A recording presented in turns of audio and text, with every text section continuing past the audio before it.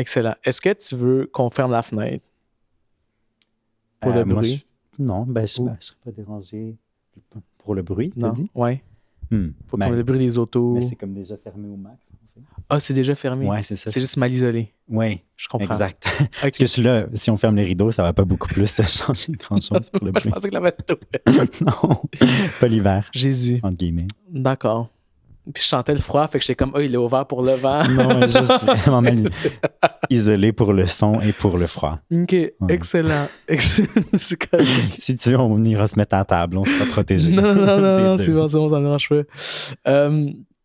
Fait que, écoute, Fred, je suis très content que tu sois avec moi aujourd'hui. En fait, c'est plus moi qui est avec toi aujourd'hui. Là. Tu as fait tout un bout de chemin. J'ai conduit jusqu'à Montréal pour venir te voir. Raconte-nous un peu aux gens qui nous écoutent à la maison, dans leur auto, dans leur spa, dans le sauna.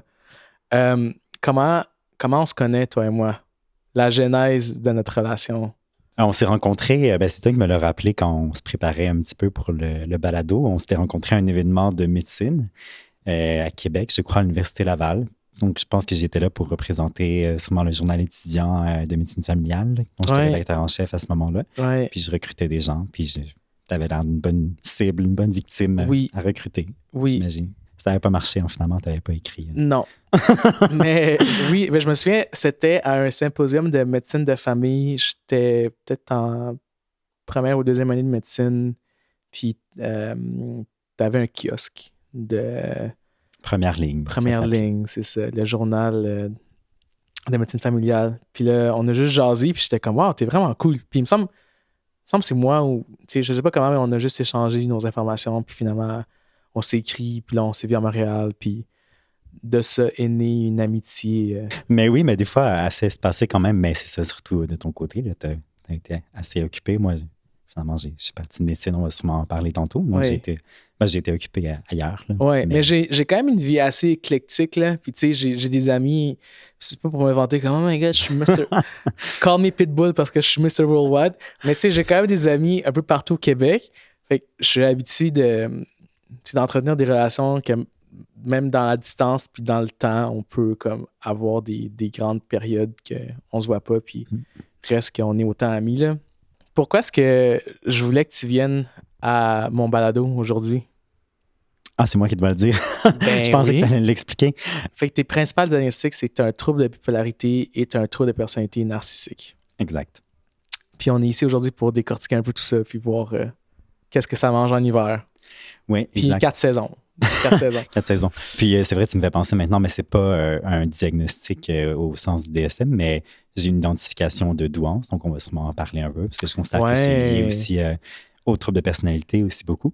Fait que c'est quand même intéressant parce que tu as certaines étiquettes de douance, de trouble de personnalité narcissique, de trouble bipolaire.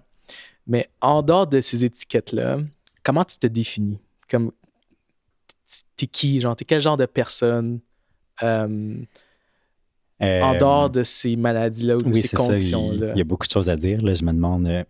honnêtement, c'est drôle parce que je sais jamais quoi dire quand on me demande même qu'est-ce que je fais dans la vie tout court parce que je fais tellement de choses. Fait que des fois, je me force à dire, oui, vas-y pour les trucs de base, comme je suis étudiant au doctorat. Je suis un homme et je m'identifie avec les pronoms masculins. Je suis étudiant au doctorat en éducation. Je suis auteur accessoirement, c'est ça, j'ai commencé à publier, j'avais 15 ans, je continue d'écrire beaucoup, travailler en édition. Sinon, je suis une personne qui aime les défis, qui aime faire du sport, qui a des compétences sociales encore à développer, mais de mieux en mieux, donc aussi un certain réseau. Donc, oui, j'imagine qu'il y aurait plein de choses à dire en dehors de ces étiquettes-là, mais... Puis oui, c'est important de souligner ça, mais c'est intéressant parce qu'on dirait qu'il y a beaucoup de choses que je me dis, c'est pas dans les critères diagnostiques des étiquettes, mais je considère que les étiquettes, les maladies ou les troubles ont contribué quand même à développer ce côté-là. Comme le goût du défi, je dirais que c'est comme assez fondamental chez moi. Puis je me dis, j'imagine qu'il peut y avoir un certain aspect du trouble de personnalité narcissique là-dedans, disons, le besoin de me prouver constamment puis de m'auto-dépasser. Il y a un peu de domaine depuis un bout. Dis-moi, tu dis que tu es auteur. Oui. C'est quoi les livres? C'est quoi les choses que tu as publiées? Au début, c'était des romans historiques. J'avais commencé à écrire de la fantasy, mais ce qui a été publié, c'était, même mon premier livre publié, c'était mon 10e écrit, puis c'était historique parce que j'étais rendu un fan d'Alexandre Dumas, qui a écrit Les Trois Mousquetaires, Le Comte de Monte-Cristo, tout ça. Après ça, plutôt de la science-fiction. Certains diraient que j'ai de la misère à trouver mon style. Moi, je dirais que j'explore. J'ai l'impression que je vais continuer à explorer toute ma vie. C'est quoi ton projet du moment? Un projet de roman que j'espère qui sera le plus grand roman d'amour de l'histoire de l'humanité, comme j'aime le dire. Le côté mégalomane qui ressort des fois. Ça va être la 3e version. Là, ça va se passer dans le monde du théâtre, les hauts et les A. Donc, avec le monde, les tragédiens qui s'opposent aux comédiens, et puis un peu un monde à la Roméo et Juliette avec 2 clans très opposés. Fait que j'ai hâte de me lancer là-dedans. Les premières versions avaient ému leur lectorat, les avaient fait pleurer dans le temps. Fait que j'ai hâte de trouver le temps de me lancer là-dedans. Oui. Puis, donc, tu l'as dit, en ce moment, tu es étudiant au doctorat en éducation, mais tu fais aussi beaucoup de choses autres, comme parascolaires ou genre intérêt plus social. Est-ce que tu veux dire des exemples de choses que tu fais? Oui, ben, je ne suis plus... Parce que tu n'as pas tant de temps libre. Là, je pense que ben, j'aime moi, pas ça. Ça ressemble un peu comme ça. En sens que comme un projet n'attend pas l'autre. Oui, c'est ça. Puis moi, j'aime ça dire à la blague que j'aimerais bien que l'humanité soit guérie de la maladie du sommeil éventuellement, qu'on puisse avoir 24 heures dans une journée pour être actif. Mais oui, mettons, actuellement, ce qui m'occupe beaucoup, c'est le club de débat de l'UQAM que j'ai fondé quand je suis arrivé il y a 3 ans. Okay. J'organise, c'est ça, beaucoup de pratiques, d'événements. Là, il y avait c'était le championnat national qu'on hébergeait à l'UQAM cette année. C'était beaucoup d'organisations. Sinon, j'ai plus d'engagement actif dans un parti politique, mais j'en ai fait plusieurs avec le temps quand même, plusieurs à la jeunesse. Puis, mais ça reste important. J'avais oublié ça. On pourra en reparler un peu, mais ça reste important. Ça m'étonne tellement pas. Oui, t'avais fait la pratique, genre les jeunes de l'Assemblée. Oui, des stimulations. Mais celui-là, c'était le Parlement étudiant du Québec. C'est ça, que comme c'est genre à Noël, tout le monde va sur la colline parlementaire, puis tu fais semblant d'être J'étais ministre de la Santé, porteur de projet de loi. C'était bien le fun. Puis, mais c'est ça, je m'applique encore au niveau plus, on va dire, local, là, à l'université. Donc, je suis sur l'association étudiante comme responsable aux affaires universitaires. Parce que quand je suis arrivé à l'université, disons que j'étais un peu bulldog de la mauvaise manière. C'était pas très productif. Je me suis fait une réputation de gars un peu trop intense. Donc là, je me suis dit, je vais canaliser ça. Au moins, ça va être utile. Je vais représenter les autres étudiants. Puis, ça aide à me faire voir. Puis, c'est ça. Je me dis, je me place lentement pour espérer avoir un poste de prof. Là, tout ça contribue aussi. Je pense que tu es quand même quelqu'un qui est hautement performant, hautement perfectionniste, puis très dédié à ce qu'il fait. Puis, je pense qu'on associe les gens, comme en éducation, mettons, au primaire, au secondaire, au cégep, des gens qui étudient pour devenir enseignants, à des gens un peu sciences-vacances. Fait que j'imagine, est-ce que c'est quelque chose que tu as ressenti quand, tu sais, parce que tu venais d'un monde plus scientifique avant, puis là, tu es rentré dans un monde vraiment plus des sciences humaines. Est-ce que c'est un clash? Puis là, je parle pas tant en termes de comme exigence académique, il y en a sûrement eu, mais plus en termes de culture, de vibe, des personnalités que tu as croisées. Puis est-ce que tu penses que ça a contribué à ce sentiment-là de comme tu es arrivé comme un chien, que tu étais genre vraiment, vraiment intense, puis tu voulais, puis ça t'a comme frustré de voir. Oui, je pense que tu as bien compris beaucoup de choses. Ben, déjà, il y a 2 choses qui font que ça aurait pu être pire, j'imagine. J'ai eu la chance de vivre, avant de rentrer au doctorat, de vivre une expérience de psychédélique. Je ne sais pas si on peut le dire vu que c'est illégal, mais voilà, c'est dit. Donc, ça m'a quand même psychoflexibilisé, fait que ça m'a plus rendu... Ça t'a psychoflexibilisé. On reviendra à ce terme-là. Est-ce que c'est un mot pour vrai? Si ça n'existe pas, je l'utilise beaucoup dans tous les cas, fait que je vais l'utiliser là. En tout cas, ça m'a vraiment flexibilisé, on va dire ça comme ça. Flexibiliser l'esprit, si tu préfères. Puis ça m'a rendu justement plus réceptif surtout sur le plan épistémique, là, le plan donc, des pensées, des méthodologies. Fait que c'est bien que j'ai vécu ça l'été juste avant. Puis aussi, il y a le fait que c'était au cycle supérieur. Donc, je pense qu'il y a quand même une certaine rigueur supplémentaire qu'il y a encore moins au premier cycle, de ce que je vois. Donc, c'est quand même, disons, les gens les plus rigoureux du monde de l'éducation qui vont au cycle supérieur en éducation, mais malgré tout, ça reste pas ce que j'ai constaté en médecine. En médecine, il y a vraiment la conscience de l'importance de ce qu'on fait. C'est comme on sait qu'on sauve la vie des gens, puis ça implique cette pression-là, puis justement, ce sentiment d'importance, alors qu'en éducation, c'est comme si il y avait moins ça. C'est comme les gens constataient moins que ça reste quand même grave, le fait d'empêcher les gens de se développer, ou en tout cas de ne pas contribuer assez à ce qu'ils se développent. J'imagine que c'était ça qui c'était avec cette pression-là que j'arrivais. Moi, je me disais comme je veux vraiment contribuer à changer les choses quand même, puis aider les gens à pouvoir plus se développer, dont moi-même à l'université. Fait que j'imagine qu'il y avait un clash à ce niveau-là, à quel point on conçoit l'importance de ce qu'on fait, puis on voit concrètement ce qu'on fait. Donc, c'est un discours que je rapporte assez souvent, d'essayer de faire conscientiser aux gens que ce que j'appelle des potentialités humaines. Là. Donc, ce que des humains pourraient devenir, c'est quand même ça revient à sauver des vies humaines en leur permettant de se développer. Mais c'est plus abstrait, hein, parce que le contraire est beaucoup plus facile de concevoir dans un sens où le potentiel est déjà achevé. Tu sais, la personne a un niveau de fonctionnement X, la maladie l'atteint, elle se présente à l'urgence, au bureau, peu importe, puis là, elle cherche une solution pour revenir à son niveau de base. Donc, il y a un gain, il y a quelque chose qu'elle a perdu qu'elle veut regagner, alors que en éducation, c'est le contraire. C'est un potentiel qu'il faut atteindre. Ça, de créer quelque chose qui n'a jamais été. Qui est beaucoup plus abstrait, qu'on ne sait pas vraiment, mais on veut juste comme donner toutes les chances possibles d'atteindre ce potentiel-là. Exact, c'est ça. Fait que comme le fardeau de la preuve, on va dire, est encore plus lourd. Fait que, puis c'est ce qui, à mon sens, me fait dire qu'il faudrait qu'il y ait des gens, s'il y a quelque chose, des gens encore plus formés en éducation puis encore plus motivés en éducation que ce qu'il y a en médecine. Ce ne sera pas le lendemain la veille qu'on va avoir ça, mais en tout cas, j'espère que de mon vivant, quand même, des choses vont changer à ce niveau-là pour rendre la profession plus attrayante et tout et tout. Mais oui, c'est ça. Il y avait quand même le clash d'intensité, d'exigence de performance envers soi-même qui a été assez difficile, mais j'ai appris la patience. Donc, c'est vraiment pas ma plus grande qualité dans la vie, mais je travaille là-dessus. Parle-moi de ton parcours académique. Oui, ben en gros, non. J'imagine que c'était relativement normal. Primaire, ça a commencé à déroger un petit peu au secondaire. Là. Je commençais à être plus exigeant. Puis, j'ai quitté le secondaire parce que je n'étais pas assez stimulé. Je me disais que je perdais mon temps. Mais là, j'avais commencé à écrire. Donc, je me disais, je vais pouvoir avoir plus de temps pour écrire. Donc, j'étais parti en secondaire 3. J'avais fait secondaire 4 et 5 en quelques mois par correspondance. Fait un DEC en sciences humaines. Commencé l'université en philosophie et littérature pour me concentrer sur la philosophie. Finalement, une réorientation en médecine pour avoir plus de défis et plus de perspectives de carrière quand même, on ne se mentira pas. Je voulais peut-être enseigner un jour, mais pas être condamné à juste faire ça.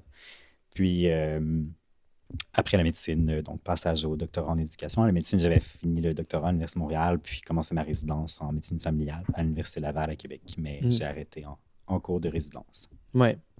Puis, c'est vraiment intéressant que tu es un décrocheur. Multi-décrocheur, même si on regarde ça. T'es un décrocheur, t'as décroché le secondaire, mais t'as pas décroché parce que tu performais pas. Non, c'est ça, ce qui est dans Au contraire. Ouais, dans la majorité des cas, ça va être ça. Pourquoi est-ce que tu as décroché le secondaire? C'est vraiment, je dirais, puis là aussi, je vais continuer ce lien-là. Puis en général, dans la vie, je compte mes secondes et j'ai toujours fait ça parce que justement, je vois ce que je peux faire à chaque seconde puis à quoi je peux utiliser tout mon temps. Puis là, d'en perdre sur les bancs d'école, c'était excessivement frustrant parce que je me disais comme, pour une heure de cours où je vais essayer de lire puis juste me faire reprocher d'essayer de lire, je pourrais comme être chez moi puis avoir écrit genre 2000 mots de mon roman. Fait que le clash était comme assez fort en termes de ce que ça m'empêchait de faire. Donc, puis je me disais, c'est certain que j'allais continuer au cégep puis à l'université et tout. Je me souviens que ma mère avait de la misère à le croire. Ma mère voyait juste que j'allais décrocher puis que j'allais tomber dans l'enfer de la drogue et ne plus avoir de vie. Mais comme les parents s'imaginent quand leur enfant leur dit qu'il va quitter le secondaire avant même d'avoir l'âge légal, mettons. Oui. Mais finalement, c'est ça. J'ai accéléré. Tu as juste fini ta formation par toi-même à la maison. Ouais. C'est quand même fascinant. Là.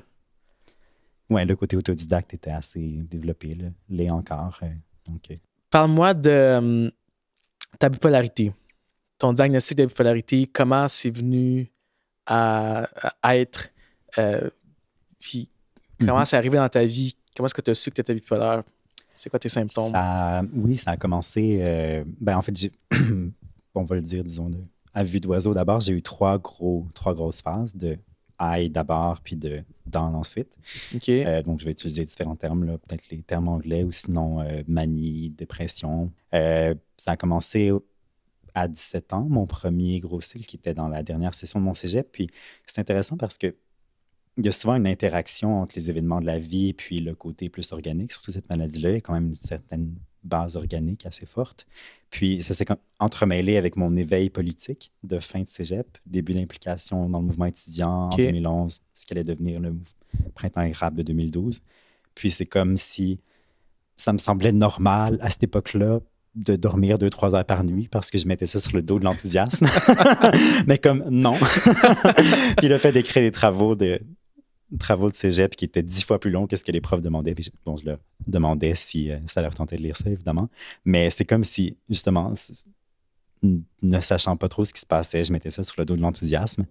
Puis après est arrivé le jour, puis je dirais que ce qui est le plus étrange, probablement, on peut le dire comme ça, comme moment, c'est le passage du high au down. Parce que, disons, passer d'un état normal au high, ben, il y a une montée, il y a une différence. Mais la plus grosse différence, c'est entre le high et le down. Puis ça se fait en une seconde, là, littéralement. Ah, ouais. C'est une chute, je peux pas le dire autrement, là, c'est assez métaphorique, mais c'est vraiment une chute intérieure incroyable. C'est comme si tout se détruisait en dedans de toi. Puis je me rappelle du moment là, où j'ai vécu ça, dans un autobus de retour de chez un ami. Puis j'avais une retraite de prévue à l'abbaye Saint-Benoît-du-Lac, je crois, en Estrie, que je faisais avec un ami cet été-là. Puis je suis allé quand même. Mais littéralement, j'étais juste au sommet de leur belle tour là-bas. Puis je me disais, je vais juste me jeter en bas éventuellement. Donc, c'était pas un bon moment pour être seul. Puis juste faire. Parce qu'il y a comme des moments de silence à respecter. On parle quasiment pas toute la journée là-bas.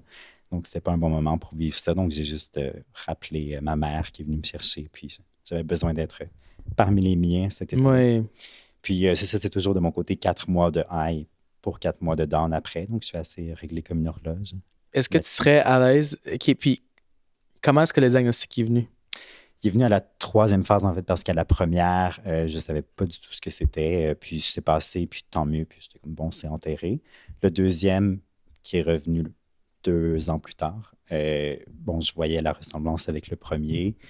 Mais je me disais encore là, peut-être que c'était la fin de l'adolescence, début de l'âge adulte, lié aux événements plus difficiles qu'il y avait dans ma vie. Donc, peut-être que ça va partir, ça ne reviendra pas. Mais quand c'est revenu une 3e fois, là aussi, après 2 ans, je me suis dit, ouais, je pense que je vais accepter que probablement que ça va se reproduire. Il y a quelque chose qui se passe, là. Ouais, probablement que ça va se reproduire. C'est pas juste comme les tribulations de la vie normale, là. C'est ça, c'est juste comme un peu où ça arrive à tous les 2 ans, puis c'est toujours comme le même temps. Fait que je, c'est le même pattern, c'est le même cycle. C'est ça, je vais comme accepter probablement qu'il faut que j'aille un traitement pharmacologique. Donc, je suis allé chercher un diagnostic. J'avais la chance d'avoir ma sœur qui était résidente en dermatologie, qui avait une amie résidente en psychiatrie. OK. Donc, j'ai eu un rendez-vous assez rapidement. Est-ce que tu savais déjà que est-ce que tu t'étais auto-diagnostiqué? Tu avais eu le insight de regarder en arrière, de voir les symptômes que tu avais eus, d'ouvrir ton manuel de psychiatrie, puis après ça, aller voir un psychiatre, faire comme « Hey, je suis bipolaire, donne-moi un médicament. » Mais c'est ça, il faut dire qu'au 3e cycle, j'étais en médecine, mais avant, je ne l'étais pas. Mais au 3e cycle, oui, je dirais que j'avais un certain insight là-dessus. Ma sœur m'avait aiguillé aussi, elle était quand même plus avancée que moi. Là. Elle avait elle a 2 ans de plus que moi en termes d'âge chronologique, mais en termes d'âge médical, on va dire ça comme ça, elle avait 4 ans de plus, vu mon détour par le reste de la vie. Mais c'est ça, fait qu'elle m'avait quand même plus orienté, mais une fois que... Donc, je ne suis pas difficile à lancer sur une piste. Une fois que j'avais été lancé, j'avais fait mes recherches, puis effectivement, je m'étais dit, ah ben oui, ça semble correspondre beaucoup. Puis il faut dire aussi qu'il y a quand même beaucoup d'antécédents familiaux, là, autant de bipolarité que de schizophrénie. Mais ça a toujours été assez tabou dans la famille, je dirais. Donc, c'est pas comme si j'étais très conscient de ça. Oui. Est-ce que tu es à l'aise de m'expliquer c'est quoi le diagnostic de bipolarité? Oui. Tu veux que je le fasse? Non, mais ça va me faire plaisir. Mais en gros, c'est ça. Avant, c'était appelé maniaco-dépression parce que cette idée-là de manie suivie de dépression. Ça peut alterner pour certaines personnes. Ça peut être la dépression qui vient en premier, mais c'est plus souvent la manie d'abord. Puis, c'est vraiment des alternances entre les 2 pôles, donc d'où la bipolarité maintenant qu'on utilise. Le pôle élevé, donc d'expansion, de grande... avec toutes sortes de symptômes comme l'envie de parler, plus la sociabilité, le fait d'avoir des projets, une image élevée de soi-même, estime personnelle élevée, peu dormir, comme je l'ai dit tantôt. C'est ça auquel je pense rapidement. Là. Puis sinon, pour la dépression est quand même plus connue parce qu'elle est plus souvent vécue sur un mode monopolaire, là, on va dire. Donc, étonnamment, pour le sommeil, des fois, ça peut être de l'insomnie ou de l'hypersomnie, dépendant. Moi, c'était plus de l'hypersomnie. Là. J'avais des nuits de 13, 14, 15 heures. Et des suicidaires, comme j'ai mentionné tantôt, qui est assez le plus triste, intense et malheureusement connu. Puis sinon, le fait de justement plus avoir de motivation, de plaisir à faire quoi que ce soit. Écoute, c'est les seuls moments de ma vie où je n'ai plus de plaisir à lire. Lire est l'activité que je préfère dans la vie de tous les jours, puis absolument incapacité de le faire dans ce temps-là. Puis juste une autodévalorisation constante. Là, juste le fait de me dire je suis vraiment nul constamment. Donc, c'est assez lourd à porter pendant 4 mois, mais heureusement, avec le temps, connaissant la régularité, je me disais, bon, probablement que ça va durer 4 mois, mais ce qui est intéressant avec la dépression, c'est que ça affecte autant le passé, le présent que le futur. Donc, on a de la misère à se rappeler que sa vie a déjà été différente, puis à voir qu'elle va redevenir correcte après la dépression.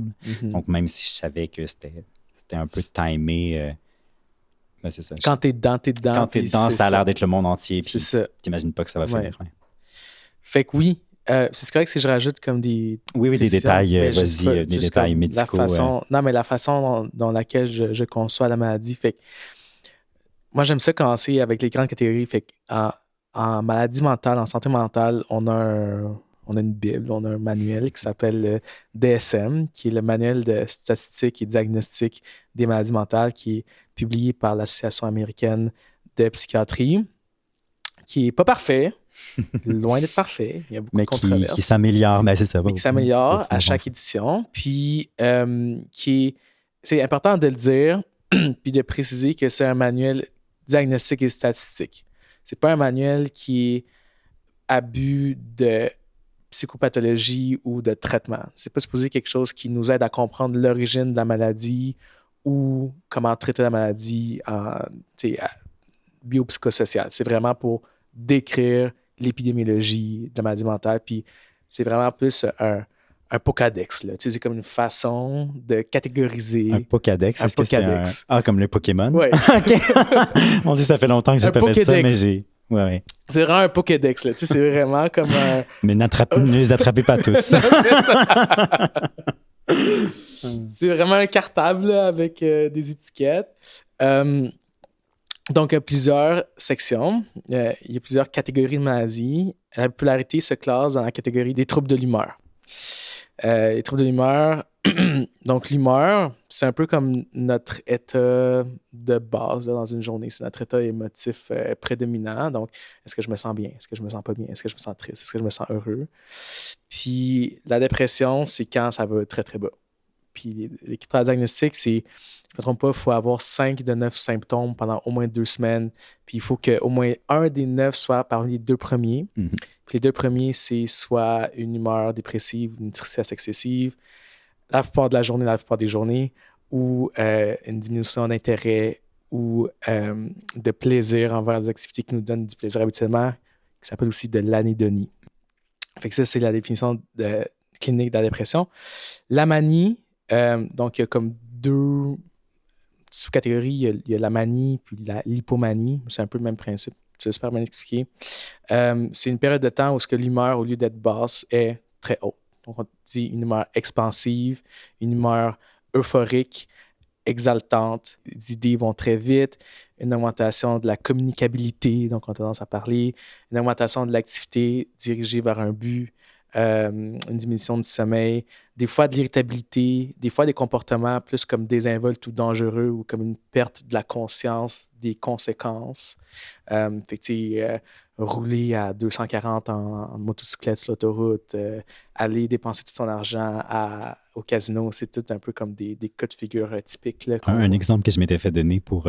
c'est surtout dans le type 1 qu'il va y avoir ce genre de comportement. Puis, je sais pas, j'essaie de me rappeler d'où ça vient, mais c'est comme se faire tellement confiance qu'on va se partir une entreprise en Chine alors qu'on n'a aucune idée de la culture locale, puis qu'on ne connaît pas la langue, puis juste comme... Mais je suis tellement bon que voilà. C'est ça, ça va marcher. Oui, c'est ça. Ça peut juste marcher. C'est ça.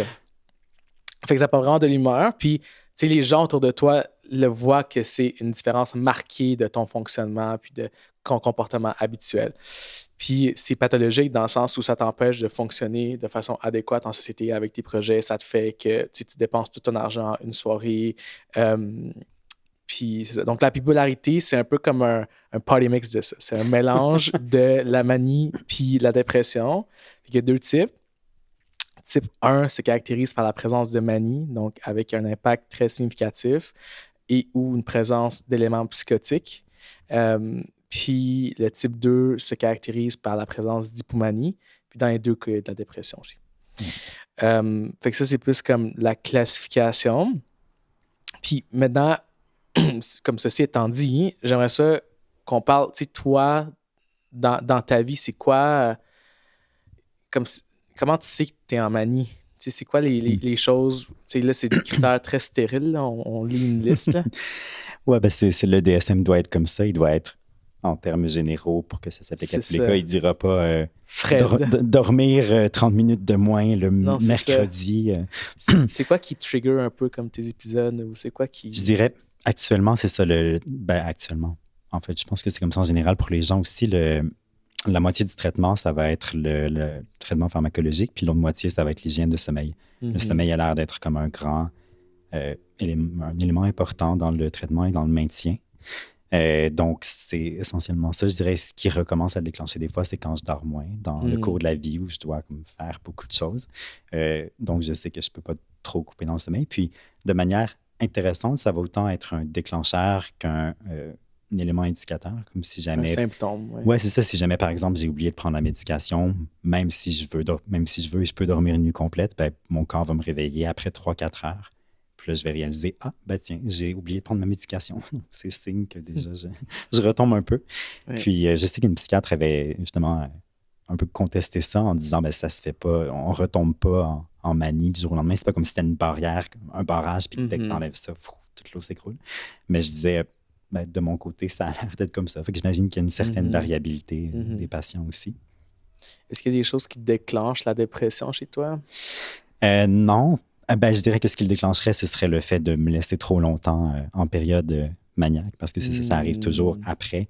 Comment je me suis fait expliquer ou comment je m'en rappelle, c'est que la manie, c'est comme on va dire un grand influx de neurotransmetteurs. Donc, c'est juste comme des décharges constantes. Puis après, quand tes neurones se sont épuisés, c'est ça. Il reste plus de sérotonine parce que tu l'as tout consommé pendant ta manie. Exact. Fait que merci, j'étais comme ça. C'était juste la sérotonine ou un peu de tout, mais sûrement celle-là principalement.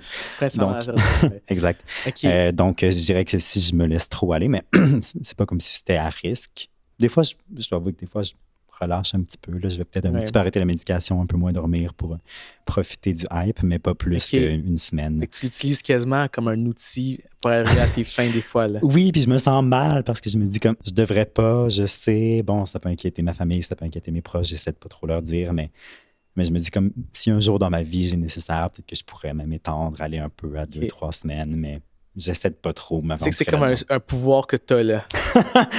Oui, c'est ça. Mais honnêtement, je me sens mal, mais en autre partie, je me dis, ça m'a quand même tellement fait chier dans ma vie que si au moins je peux réussir à l'arnacher puis à en faire quelque chose, comme à l'exploiter, comme une certaine vengeance sur ce que ça me fait. Me mettre en manie juste une semaine ou 2 pendant que j'écris mon prochain roman à succès.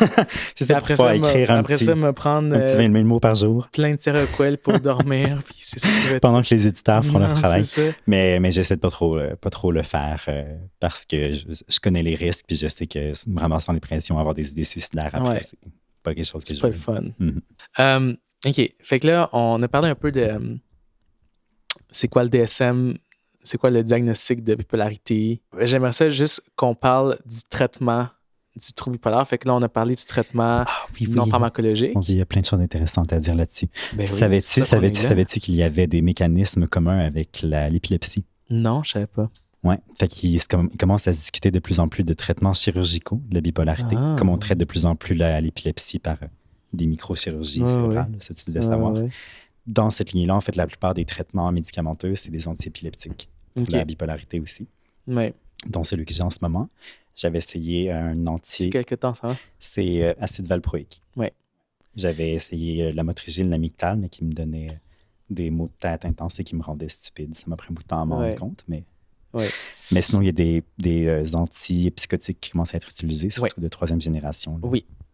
Fait que le traitement de base de la bipolarité, c'est ce qu'on appelle des stabilisateurs de l'humeur.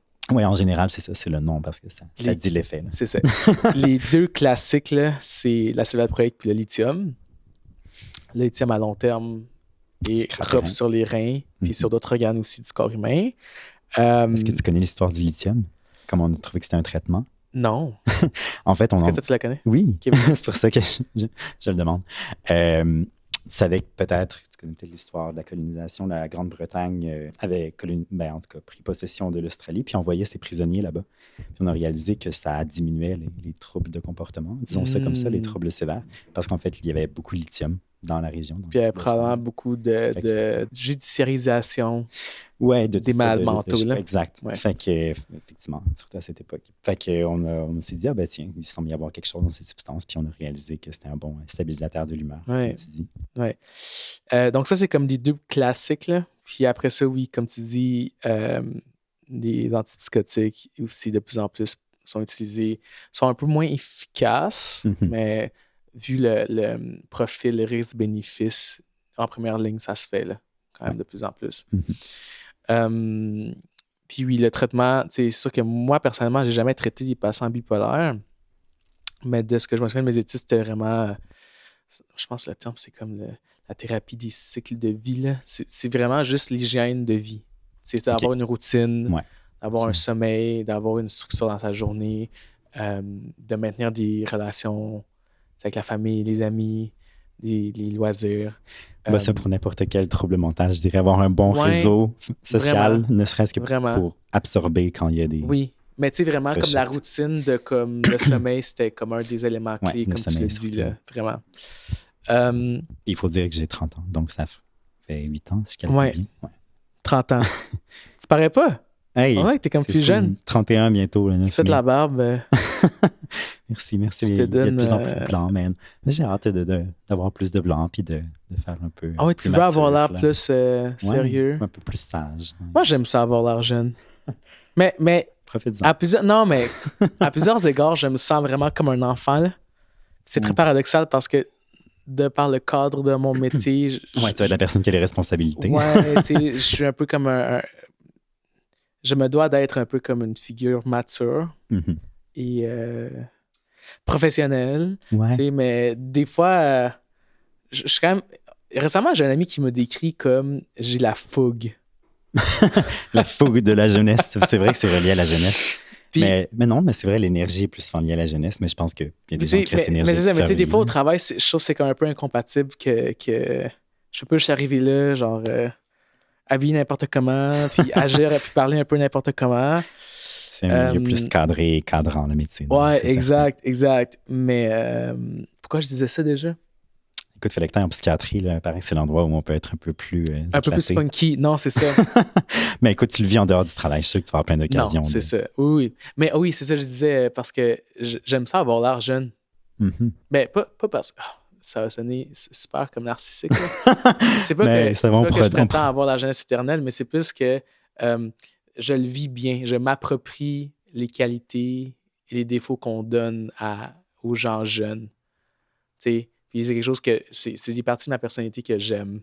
De m'afficher comme quelqu'un qui est plus comme, justement... spontané. Ouais...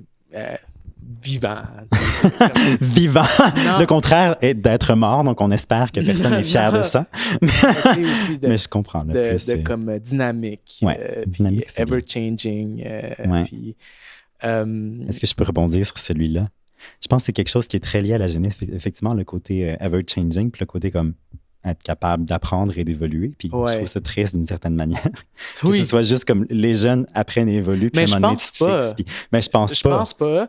Mais c'est juste, je pense que c'est ça l'image sociétale qu'on a de comme 40 à 65 ans, il n'y a pas grand-chose qui se passe. C'est ça, mais je pense que comme on évolue toujours un peu, mais c'est vrai que les gens peuvent diminuer, on va dire ralentir leur évolution. Puis c'est vrai que c'est un de mes buts dans la vie de toujours rester jeune sur ce plan-là, en tout cas mobile, psychoflexible.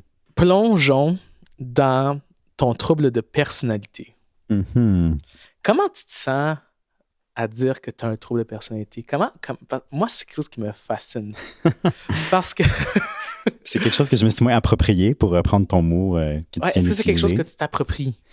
C'est quelque chose que je me suis pas encore approprié autant que la bipolarité, parce que D'un, il y a une moins grande base organique, donc j'ai moins l'impression que je suis en train de dire, genre, pour reprendre la comparaison, que je fais l'épilepsie. Vu que je Ouais. considère que la bipolarité est proche, c'est un peu comme si je disais ça, même si ça reste trouble mental versus neurologique, mais bon, probablement que les deux vont fusionner dans la suite des choses.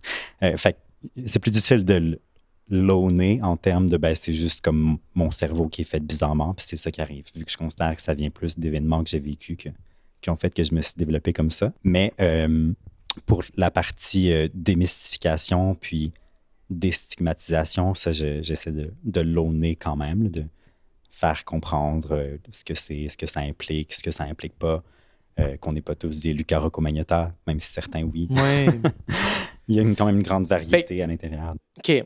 Fait qu'on va revenir un peu à la base, là. Mm-hmm. Pour toi, c'est quoi la personnalité? Si j'allais dans le plus technique que je peux faire, je dirais instance décisionnelle interne qui a un certain niveau de stabilité, mais un certain niveau de dynamisme aussi. Ça oscille entre. Il y a un certain changement, mais pas trop. OK. C'est nécessaire pour comme avoir une image intégrée de soi, puis prendre des décisions qui correspondent aux impulsions qu'on a, mais ça intègre justement toutes ces impulsions-là, mais ça change aussi avec tout ça. Finalement, c'est peut-être pas clair, ma définition, mais je serais curieux d'entendre la tienne. Ben, pour moi, la personnalité, c'est vraiment un ensemble de systèmes qui se manifestent dans l'interaction. Ce que je veux dire par là, c'est... Avec d'autres. Fait que c'est dans ta façon d'interagir avec toi-même, avec ta perception de toi, dans la façon d'interagir avec les autres, la façon d'interagir avec ton environnement, c'est là où ta personnalité se manifeste. Toutes les perceptions, tous les schémas cognitifs qui tordent ou non la façon dont on se perçoit, la façon dont on interagit avec les gens, la façon dont on est sensible ou non à l'interaction avec les gens, avec le monde. Pour moi, c'est là que la personnalité se manifeste. Puis c'est comme ça qu'on diagnostique un trouble de personnalité. En fait, la façon la plus classique de diagnostiquer un trouble de personnalité, c'est en faisant ce qu'on appelle une histoire longitudinale de la maladie ou de la vie de la personne. Fait que c'est vraiment que... Putain, je sais pas, tu as sûrement déjà fait, là. En tout cas, on te l'a fait, là. Mm-hmm. Mais c'est vraiment... c'est long, là. C'est comme un 12 heures que tu parles de tous les cycles de vie importants de la personne, de la naissance, la petite enfance, l'âge préscolaire, scolaire, secondaire, collégial, universitaire / jeune adulte. Puis à chaque cycle de vie, tu t'intéresses à comment la personne interagit avec le travail, avec ses amis, avec ses amours, avec sa famille, avec la perception de soi. Puis à travers cette dynamique-là, c'est là où est-ce qu'on va diagnostiquer le trouble de personnalité. Fait que c'est comme ça que moi, je le conçois. Ouais. OK. Fait que c'est comme ça que moi, je le perçois. Dans ma tête, quand je pense à la personnalité, c'est l'ensemble de traits qui dictent comment j'interagis au sens large du terme. Ouais. Puis quand, évidemment, c'est pathologique, quand c'est mal adapté, quand ça crée de la souffrance, ben là, on rentre dans le trouble. Quand tu trouves ça comme définition? Ça marche. Est-ce que ça t'interpelle? Oui. Puis ça parle beaucoup à un truc que je voulais faire ressortir de mon histoire aussi, qui est la différence entre trait et trouble, dans le sens où on peut avoir tous les traits, mais c'est pas un trouble si c'est positif, si on... Ben, si ça cause pas de souffrance, puis si on l'utilise d'une manière... Parce que moi, j'ai des traits obsessionnels compulsifs, puis j'ai des traits histrioniques, puis j'ai des traits qu'on retrouve dans les troubles de personnalité limite. Mais je ne pense pas que j'ai un trouble de personnalité. C'est ce que j'espère. J'ai pas de trouble de personnalité. Mais tu sais, il y a des moments où je me trouve vraiment intense, puis je me trouve vraiment émotif, puis je me trouve vraiment insécure, puis je me mets dans des situations qui sont encore plus insécurisantes, puis j'ai besoin de validation, puis tu sais, c'est comme j'appelle les amis, puis je suis comme, oh mon Dieu, pourquoi? Tu sais, la personne me réécrit pas en 30 minutes, c'est parce qu'il m'aime pas, tu sais, puis personne m'aime. Puis c'est un peu... c'est un peu cette fragilité-là dans ce sens-là de mon ego. Mais est-ce que de là à dire que j'ai un trouble de personnalité limite ou un trouble de personnalité narcissique? Non. Je pense que les gens, puis je pense que je me considère comme quelqu'un d'intense. Tu sais, fait que clairement, je fit dans le cluster B, puis un peu C aussi. Mais c'est qui je suis. Puis on est tous il y a personne qui est comme Bouddha. Il y a personne qui a atteint le nirvana, puis le enlightenment, puis comme la paix intérieure constante, perpétuelle. On a tous des sources de tension, des sources de fragilité, des sources d'agression auxquelles on doit faire face au quotidien. Puis on utilise tous des mécanismes d'adaptation, qu'ils soient matures ou non. Puis quand ils sont mal adaptés, ben, ça devient des mécanismes de défense. Puis quand ça devient tellement incrusté que c'est répétitif et pathologique, ben là, ça peut devenir plus faire du trouble. Mais on utilise tous des choses au quotidien. Quand je travaille, là, c'est un exemple que je dis souvent aux gens, c'est comme si je fais un chiffre d'urgence de 8 à 4, puis à 8h15, j'ai un patient qui meurt dans ma face, puis à 8h30, il faut que j'annonce un cancer, puis à 9h, il faut que je répare une plaie. Je peux pas pleurer dans la plaie, là. Il faut que je compartimentalise, il faut que j'utilise un peu de déni, puis de suppression de l'affect, juste comme temporairement pour y revenir par après. Mais c'est pas quelque chose de mal adapté. Mm-hmm. C'est quelque chose qui fait en sorte que je peux faire mon travail, puis globalement, je me sens accompli dans mon travail. Puis par la suite, je vais me créer un temps et un espace pour gérer mes émotions que j'ai vécues durant la journée. Ça reste flexible si c'est intégré dans une réflexion globale de je le fais dans cette optique-là. Parce que je pense que les gens associent vraiment les mécanismes de défense, les gens associent ça à quelque chose de négatif.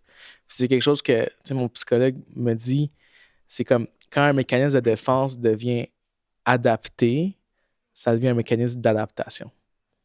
Parce que tu n'as plus rien à défendre. Parce que tu es sécure dans qu'est-ce que tu as. Il y a des situations malaisantes où les gens vont utiliser l'humour pour dénouer le malaise. On peut dire que c'est un mécanisme de défense, mais très sain, parce que tant que ça nuit à personne, il ne faut pas virer ça en humour contre quelqu'un dans la salle. Mais si c'est juste pour détendre l'atmosphère, c'est un exemple que je trouvais assez intéressant, mais malsain, le plus classique, c'est le refoulement. Ouais, ou tu sais, le acting out, des choses projection, comme ça. Projection, c'est ça. Le passage à l'acte en français, le acting out. Fait que c'est un peu ça comme comment moi je le rationalise puis je le comprends. Fait que les troubles de personnalité, c'est une catégorie de maladie mentale. Puis il y a différents sous-catégories. On les agrègue, on les groupe. Des agréments, des clusters en anglais, là, de troubles. Fait que je vais lire la définition de c'est quoi un trouble de personnalité. Selon le DSM-5-TR, un trouble de personnalité, c'est un pattern qui perdure dans le temps d'expériences internes et de comportements qui dévient de façon marquée des normes et des attentes de la culture d'un individu, qui est pervasive. Invasif, on va dire. Ouais, qui est invasif et inflexible, qui commence à l'adolescence ou à l'âge de jeune adulte, qui est stable dans le temps et qui amène de la détresse ou une perte de fonction. Ça, c'est important, ce critère-là. Je pense que c'est le DSM. Est-ce que c'est DSM-4 ou DSM-5 qui a toujours ce critère-là DSM-5. De souffrance cliniquement significative ou dysfonction? Ouais. C'est très important. Dans toutes les maladies mentales, il y a toujours le critère d'avoir une souffrance cliniquement significative. Donc, les gens à la maison, vous ne pouvez plus faire de diagnostic si les gens sont heureux comme ils sont. Ce n'est pas un trouble mental. Fait qu'il y a 3 clusters. Il y a cluster ABC. Cluster A, c'est les bizarres. Cluster B, c'est les intenses. Cluster C, c'est les anxieux. OK, j'aime ça. J'avais jamais entendu en français, je pense. Oui, ben c'est très grossier, là. Ouais. C'est pas quelque chose que je pense que les gens devraient utiliser au quotidien, mais c'est un truc mémotechnique. Cluster A, trouble de personnalité schizoïde, trouble de personnalité schizotypique, trouble de personnalité paranoïde. Cluster B, trouble de personnalité histrionique, trouble de personnalité limite, trouble de personnalité antisociale, trouble de personnalité narcissique. Cluster C, trouble de personnalité évitant, trouble de personnalité dépendant et trouble de personnalité obsessionnel compulsif. Comment est-ce qu'on a su que tu avais un trouble de personnalité narcissique? Puis premièrement, OK, moi, je tiens à dire, je pense que c'est très important, que quand on parle de trouble de personnalité narcissique, les gens en société, et comme rightfully so, comme avec raison, se font une image caricaturale de Donald Trump ou de quelqu'un comme Donald Trump. Ouais. Parce que c'est vraiment ça. Puis même en médecine, quand je l'apprenais, c'est ça qui m'a aidé à comme retenir les critères diagnostiques de trouble de personnalité. Mais je tiens à dire que, tu sais, en t'ayant côtoyé, puis c'est jusqu'à tout récemment que j'ai su que tu avais ce diagnostic-là, c'est pas quelque chose qu'on perçoit de toi en premier abord. Non, je que pense t'es pas, genre effectivement. hyper mégalomane, puis imbu de toi-même, puis que tu manipules les autres, puis que tu utilises les autres. Puis évidemment, tu remplis les critères, mais je pense que c'est important pour les gens de comprendre que un trait de personnalité, c'est pas toujours une caricature de l'idée sociétale de ce qu'on en fait. Tu sais? Ouais, puis il y a ça, effectivement, Il y a des souvent on va avoir des subtilités. grandes idées, puis on va se fixer à ça. Oui. Gens à la maison, sachez que vous ne faites pas faire de diagnostic sans avoir rencontré la personne dans un cabinet et l'avoir interrogé. Donc, on ne peut pas diagnostiquer à Trump un trouble de personnalité narcissique pour ce qu'il est, parce que ça pourrait être expliqué de plusieurs autres manières. Il y en a seulement un. Mais sûrement, on vous dit une certaine probabilité. Ouais. Ton histoire commence Au il y a primaire. très longtemps. Au primaire, Ouais. oui, effectivement. D'après moi, la base de ça, j'ai comme l'impression que c'est lié à la douance, dont on va parler un peu plus tard. Puis, pour la définir sommairement, là, c'est le fait d'avoir des capacités cognitives quand même au-dessus de la moyenne. Dans mon cas, c'était surtout au niveau langagier. Donc, mettons, mon niveau de vocabulaire était beaucoup plus développé. Donc, sur le plan intellectuel, je me sentais vraiment supérieur aux autres, mais sur le plan social, entre autres à cause de ça, peut-être que j'avais pas de social skills aussi. Là. En tout cas, une somme de plusieurs choses, j'imagine, qui fait que qui faisait que je me sentais rejeté. Puis, donc, il y avait ce clash bizarre entre le fait de me sentir supérieur sur un certain plan, mais inférieur parce que rejeté. Puis, j'imagine que, justement, c'est difficile de se faire une estime personnelle claire liée à ça. Donc, c'est comme toujours, ça oppose entre les deux pôles, pour reprendre ce terme-là. Donc, avec le temps, c'est ça, je dirais que je me suis développé une grosse carapace de grandiosité. Donc, j'avais quand même le côté grandiose, mais qui répondait à, c'est ça, à des blessures d'estime personnelle. Donc, je me rappelle, ça m'a marqué, je ne sais pas pourquoi, mais mon estime était tellement dépendante de ma réussite à l'école, puis j'avais comme poché un peu, c'est-à-dire j'avais sûrement juste pas gagné un concours de dictée, puis j'avais de la misère à retenir mes larmes, je pleurais en classe à cause de ça. Puis c'est comme si j'avais besoin de me faire une carapace de grandiosité, d'imaginer que j'allais devenir maître de l'univers pour compenser pour tout ça, là, le fait de ne pas avoir la rassurance puis l'estime personnelle dont j'avais besoin dans mes relations proches. Je projetais ça dans l'avenir en disant un jour les gens reconnaîtront mon importance et mon génie, là, ce qui est un peu la base de ça. Puis le côté hyper vigilant que tu mentionnais, c'est ça, c'est une hyper réactivité à tous les petits accros, donc le fait de surinterpréter les regards des gens, de est-ce que ça veut dire que je suis mal placé, que j'ai dit quelque chose d'incorrect, que je ne suis pas à la hauteur, etc. C'est pour ça que je pense que les deux se côtoient quand même. En tout cas, les deux se sont côtoyés chez moi. Là. Je ne sais pas si c'est typique ou non, mais dans tous les cas, ça restait intériorisé, dans le sens, comme tu disais, ça ne paraissait pas comparativement à des gens. On peut prendre Donald Trump en disant c'est quand même un bon symbole, même si on n'est pas sûr qu'il l'est, mais c'est de l'arrogance à l'état pur. C'est juste comme la mégalomanie déployée. Puis lui, quand il dit Make America Great Again, ce qu'il veut dire, c'est Make Donald Trump Great Again. Puis comme on le sait, c'est assumé. Pour moi, ça va plus être intériorisé, gardé sans le mettre dans la face des gens constamment. Mais ça ressort quand même une fois de temps à autre. Moins maintenant, parce que je pense que c'est quand même bien traité et contrôlé, mais disons à l'époque. Je dirais que pour le narcissisme, donc le travail de psychothérapie d'abord a été de diminuer la force des mécanismes pour pas qu'ils servent à m'attaquer constamment. Puis, dans un deuxième temps, ce que j'essaie de faire maintenant, puis je me dis que c'est peut-être là que j'ai le plus à gagner, c'est de les recycler, ou disons de les sublimer, pour reprendre un terme de mécanisme de défense considéré sain aussi. Donc, prendre ces mécanismes-là que j'ai pour les revirer en quelque chose de positif, comme justement pour la grandiosité, c'est de me dire je peux utiliser ça pour que ça me pousse à réaliser de grandes choses, avoir de l'énergie pour mes projets, etc. Mais pas que ce soit un repli pour me protéger d'attaques à l'ego que j'ai au quotidien. Fait que j'essaie de... je dirais comme ça, j'essaie de sublimer mon narcissisme. Ça passe aussi par renforcer ton ego à la base. T'sais, sécuriser ton ego, qui est un travail de toute la vie. Là. Mais, renforcer, puis aussi flexibiliser. Puis sur ce plan-là, je dirais que les psychédéliques ont beaucoup aidé parce que c'est ça un des mécanismes. Ouais, parle-moi de ça. Là. Parle-moi de ça. Là. On rentre dans la section drogue.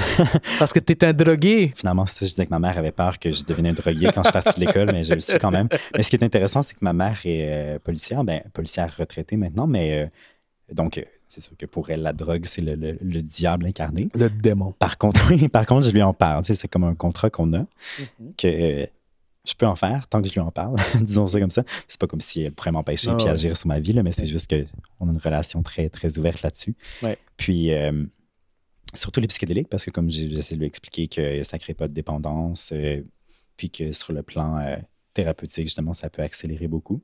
La dissolution de l'ego avec les psychédéliques, c'est...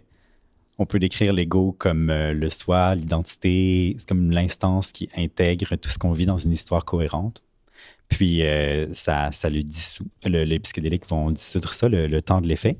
Puis c'est là, à mon sens, une bonne partie de l'effet thérapeutique vient du fait qu'on peut plus facilement évoluer parce qu'on constate que c'est flexible, cette affaire-là. Donc, pour revenir à la psychoflexibilité, donc, je considère que ça psychoflexibilise parce que ça montre que on peut devenir autre chose que ce qu'on est, là, ce que le travail psychothérapeutique vise à faire, mais la plupart du temps, c'est comme une résistance parce qu'on a cette image-là de soi, puis c'est difficile de la changer. Ça se fait progressivement, mais avec ça peut accélérer beaucoup.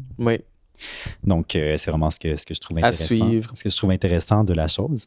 Puis, moi, ça m'a beaucoup flexibilisé aussi sur la question du narcissisme, justement, parce que justement, c'est des blessures d'ego, un ego fragile. Mais là, quand je vis des attaques à l'ego, je suis comme, OK, ben oui, forcément, il y a un côté de moi qui a besoin de se sentir compétent. C'est juste humain, puis c'est une question de comme récompenser les choses qui marchent. Fait que je sais comme, OK, ça vient de là, mais c'est pas comme si il y avait un moi fixe qui recevait ça puis qui était vraiment attaqué. C'est juste comme une certaine partie de mon cerveau qui l'interprète comme étant ça.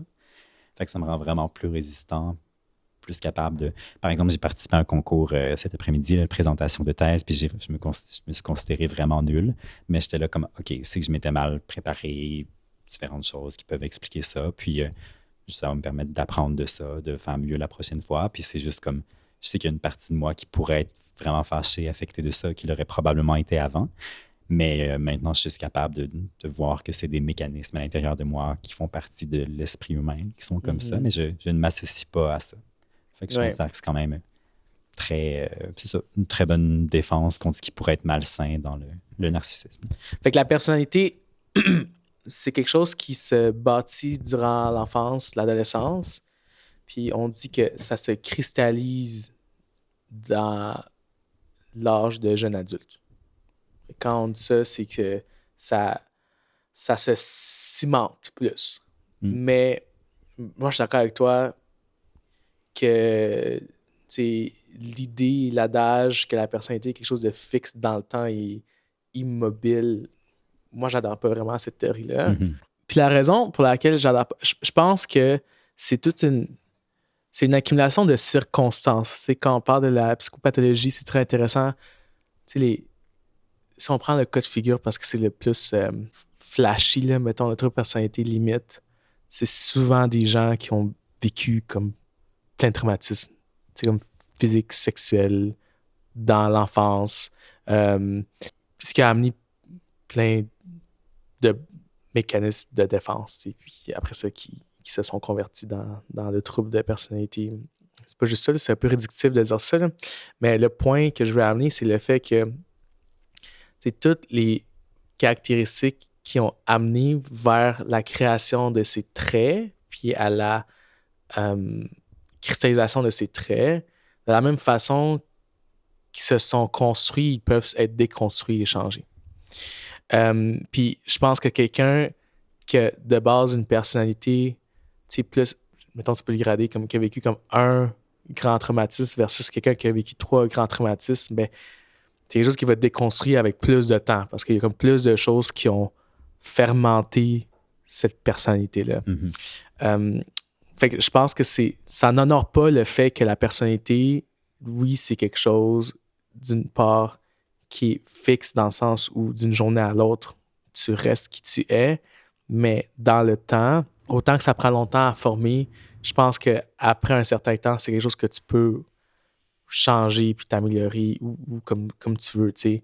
Puis ça dépend de qu'est-ce qui t'a amené là. Quelque chose de plus petit, puis je veux pas comme minimiser, tu sais, chaque personne a son vécu, ses expériences, mais quelque chose de clairement plus traumatisant, c'est normal que ça prenne clairement plus de temps à régler versus quelque chose que c'est arrivé juste un épisode de ça l'été dernier, puis là, tu peux faire quelques séances de thérapie, puis tu as comme passé par-dessus, puis tu t'es adapté ailleurs. Mais quand c'est quelque chose qui vient de l'enfance, Mais c'est normal que ça perdure pendant comme des années, là. Mhm. Tu sais, je pense que c'est important qu'on soit pragmatique, qu'on honore le fait que ça vient de quelque part. C'est pas juste les gens qui veulent être des mauvaises personnes.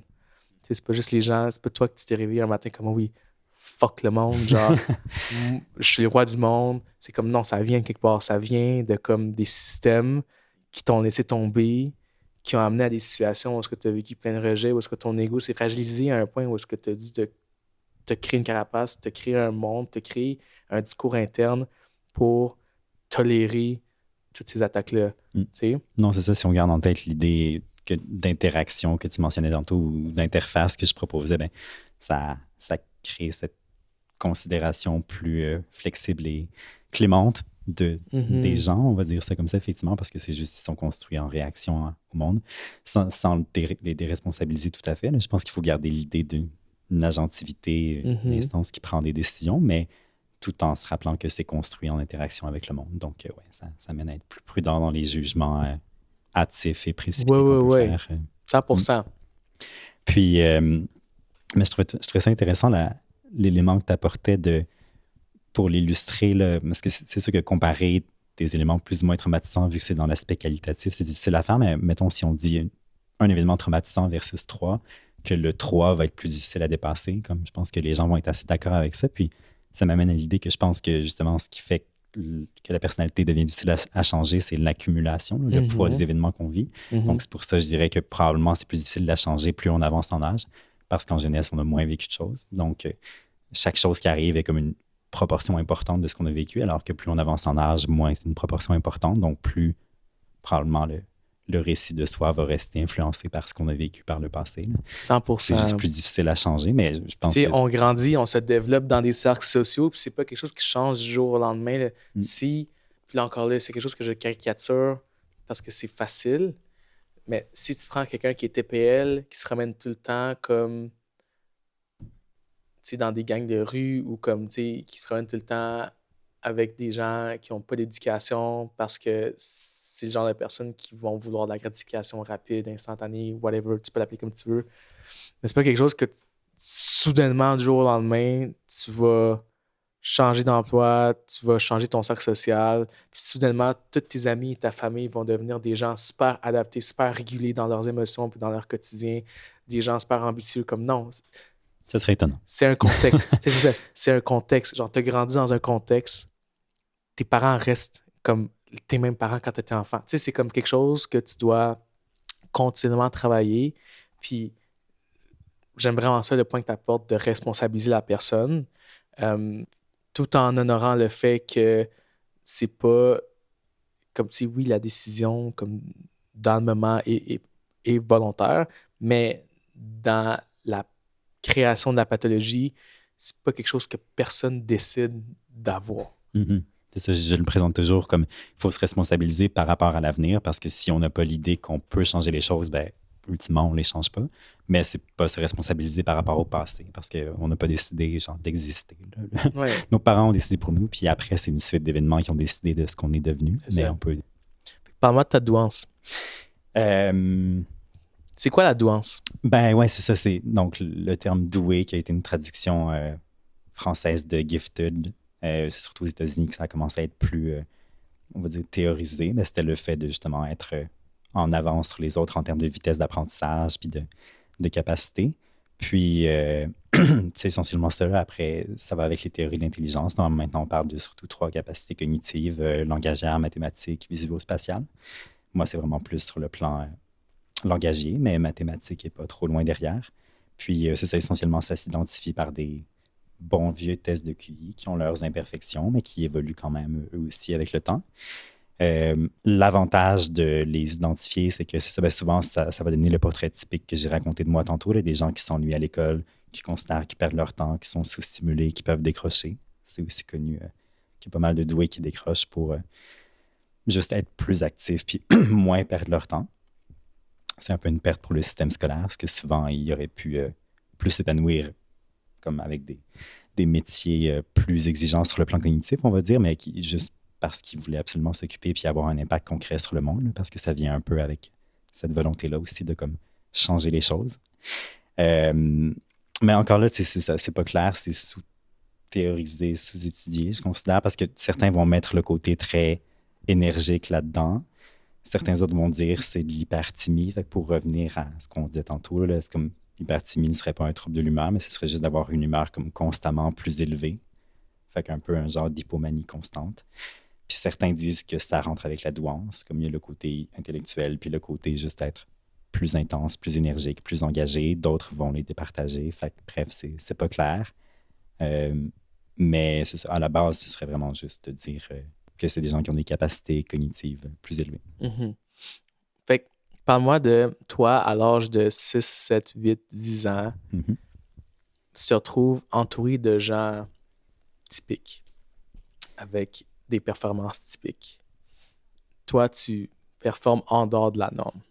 Dans tes tests de français, tes tests de lecture, ton envie de lecture. Les textes que toi, tu lisais à l'école à 8 ans, tu voulais lire ce que les gens lisaient à genre 20 ans, 21 ans. Oui, j'ai comme des moments marquants, moi, qui vais à la bibliothèque municipale, puis qui me fait dire « Ah, est-ce que c'est un livre que tu empruntes pour tes parents? » ou quelque chose comme ça. Puis ou sinon, le fait que j'avais l'impression que mon vocabulaire était plus large que celui de mes enseignantes, genre 2e, 3e année du primaire, puis qu'il y avait déjà cette incompréhension-là qui s'est expliquée, puis qui s'est installée, pardon. Comment tes amis ou... les gens autour de moi, parce que j'avais probablement pas d'amis. Comment tes collègues de classe réagissaient à toi, je peux dire le petit nerd, mais tu sais, le petit gars qui veut lire du Molière à 8 ans, alors qu'eux, ils veulent aller jouer dans le cours d'école au ballon chasseur. C'est quoi la dynamique? Qu'est-ce qui s'est passé? Bonne question, honnêtement. Puis là, j'imagine que l'effet que c'est quand même loin, peut-être qu'il y a un effet de refoulement parce que c'est pas des souvenirs agréables, mais j'ai comme pas de souvenirs clairs de rejet franc ou de trucs traumatiques. J'ai pas été intimidé ou quoi que ce soit, mais j'avais juste pas beaucoup d'amis, essentiellement pas, il me semble, jusqu'en 5e, 6e année du primaire, peut-être. Donc, tous les souvenirs que j'ai de mon enfance, c'est moi qui lis. Je passais mon temps à lire. Oui. J'imagine que j'étais bien là-dedans, mais même je me dis que rétroactivement, ça a dû contribuer à ma bulle de grandiosité parce que... Qu'est-ce qui se passait quand tu allais lire? Je me sentais bien, rassuré dans ce monde-là, compétent. J'imagine que ça validait ma compétence sur le plan langagier aussi, de pouvoir comme comprendre facilement. Puis éventuellement, l'écriture est arrivée, puis ça a été la même chose. Je pouvais créer des univers en plus de juste comme en découvrir par la plume des autres. Fait que c'est très grisant sur le plan de l'estime personnelle, puis ça accentue la mégalomanie aussi, assurément. Fait que j'imagine que c'était tout ça que je trouvais dans la littérature, en même temps qu'un côté stimulation cognitive, puis le côté, disons, que ça satisfaisait ma curiosité, puis que je pouvais découvrir le monde comme ça. Mm-hmm. Est-ce que c'est quelque chose que tu partageais avec tes collègues? Ah, assurément pas. Puis pas avec ma famille non plus, parce que mes parents étaient... ma mère aimait lire. Ma mère m'avait quand même incité, initié à la lecture, poussé là-dedans. Donc, on avait quand même une certaine parenté, mais c'est pas comme si on se parlait de nos lectures nécessairement, ou je sais pas trop. Peut-être que j'aurais plus dû, mais je sais pas trop pourquoi ça se faisait pas trop, il me semble. Je pense que j'aurais voulu surtout en parler avec mes enseignants, enseignantes, mais ça, par contre, j'ai des souvenirs de certains qui m'ont juste, on va dire, reviré de bord de manière très... J'imagine qu'ils se sentaient un peu confrontés. Probablement que j'avais tendance à souligner leurs erreurs aussi en me disant ils vont apprécier que je les critique, mais pas tant que ça. Donc, je dirais que c'était surtout comme j'espérais être plus ami avec mes profs qu'autre chose, en me disant ils vont me comprendre au moins, ils sont mieux placés pour me comprendre, mais ça n'a pas trop fonctionné. Oui. Fait quel effet ça a eu sur toi de te faire rejeter par des figures d'autorité à l'enfance? Des figures d'autorité, puis surtout des gens que je me disais comme ils sont on va dire les gardiens du savoir et de la connaissance, puis responsables de l'apprentissage et de l'évolution de l'humanité, puis je dirais surtout de les voir aussi mal réagir à des critiques, alors que je me disais, la critique est le moyen de s'améliorer, donc ils sont pas censés mal prendre ça. Donc ça développe un enfant. Je suis un enfant, en fait. C'est ça. Il y a ce truc-là en éducation qu'il faut pas comme montrer qu'on a une faiblesse parce qu'après ça, tous les enfants n'accordent plus de crédibilité. J'essaie de travailler là-dessus. Je ne sais pas à quel point c'est vrai, mais en tout cas, de mon côté, ils ont perdu de la crédibilité en n'acceptant pas les critiques. Mais j'imagine que ça a créé un côté rebelle, révolutionnaire sur le long terme. Puis concentré surtout, j'imagine, sur les enseignants, enseignantes. C'est revenu à l'université là, avec les conflits dont je parlais tantôt un petit peu. C'est quoi la mégalomanie? Oui, donc mégalo, grand, puis manie, ben, on a raconté tantôt pour la manie, fait que ça va, mais c'est juste donc d'avoir des idées de grandeur, une image grandiose de soi-même, de ce qu'on peut réaliser, puis forcément, c'est surdimensionné. Mm-hmm. Puis toi, t'avais ça tout petit, là. Ouais, puis alimenté justement par toutes ces lectures que je faisais qui permettaient d'imaginer que je pouvais être n'importe quoi, parce que ça semblait facile à travers les livres de pouvoir devenir n'importe quoi. Ouais. Fait que c'est quand même un mécanisme de défense typique là, du narcissisme, en fait. Parce que, puis, selon moi, c'est quelque chose qui a été alimenté par ta douance ou qui a été permis par ta douance parce que tu te faisais rejeter par tes pairs, mais tu te disais, bon, je suis meilleur qu'eux, ils ne me comprennent pas parce que moi, je suis doué. Là, tu te fais rejeter par tes profs. Ça, c'est quelque chose qui frappe beaucoup plus l'ego parce que c'est des gens que tu estimes supérieurs à tes collègues de 8, 9, 10, 12 ans. Puis de te faire rejeter par eux, ça crée le besoin de se défendre, de défendre l'ego. Puis de par ta douance, je pense que ça a sûrement alimenté cette expression-là d'aller... Tu t'es créé un monde à travers la littérature. Tu t'es créé ton propre monde et tu t'es créé un schéma de pensée que tu es meilleur que les autres, que tu vas être meilleur que les autres. Parce que c'est une façon d'expliquer le fait que tu es incompris et c'est une façon d'expliquer le fait que tu es rejeté. Ouais. Et de donner un sens à ça. C'est ça. Puis je vous dis, il y avait d'apaiser la souffrance. C'est ça, il y a sûrement une partie qui est vraie en termes de pure capacité cognitive, mais là où ça devient faux, c'est forcément de se dire comme ça indique que je suis supérieur comme personne, mais c'est ça qui finit par être retenu par l'esprit, puis on se replie là-dessus pour se valoriser dans les moments difficiles. Donc, justement, quand je me sens rejeté, replier sur l'idée « Ah, mais c'est pas grave parce qu'un jour, je vais être le maître du monde, puis là, ils vont tous voir ma supériorité. » Donc, mécanisme de défense classique. Est-ce que c'est quelque chose qui perdure dans le temps à ta vie, même encore aujourd'hui? Tu sais, comme au début, je t'entendais dire comme « Oh oui, tu sais, j'espère qu'un jour, comme on va changer l'éducation. » Fait que tu sembles quand même avoir des projets quand même de grandeur, même à 30 ans, même après avoir commencé à travailler là-dessus en thérapie. Comment tu perçois ça? J'aime le présenter en disant que je commence chaque journée en me convainquant que je vais probablement juste vivre 100 ans.